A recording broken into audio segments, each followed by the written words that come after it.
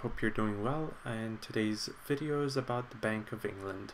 How much gold does the bank have?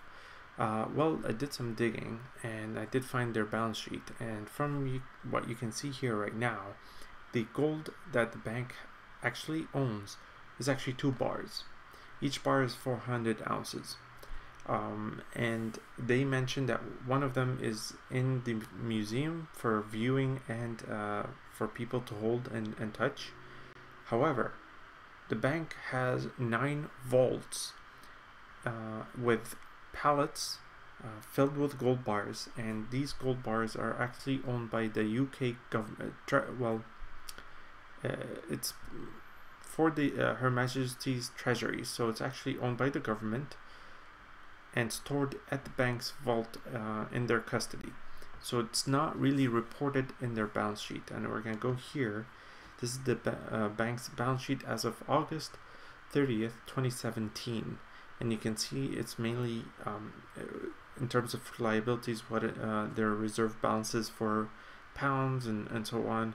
And these are the assets in terms of what loans have they given out and the bonds that they're holding. So we're going to close that off because it's not really important. They don't retain any bullion information there because they don't really have bullion. So the gold they're storing is actually gold that is belonging to the United Kingdom as well as other central banks.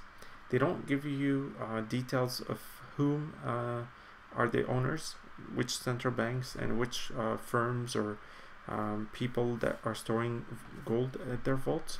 However, they tell you here as of May 2017, they currently have in their vaults 164,843,000 ounces. So you multiply this number by 1,000 and you get 164,843,000 ounces of gold. And this comes out to 4,673 tons of gold, metric tons of gold. And this is a lot of gold that isn't really owned by the bank, which is interesting. Just like the Bank of Canada. Bank of Canada does not own any gold, nor does the government. But here the government, the UK government, does own gold, and it's stored safely with the bank, which, by the way, the bank was nationalized in 1946 or 47, and you can read about that in the about page. Actually here, nationalized in 1946, so it is operated by the UK government, so it is part of the government. However, we do know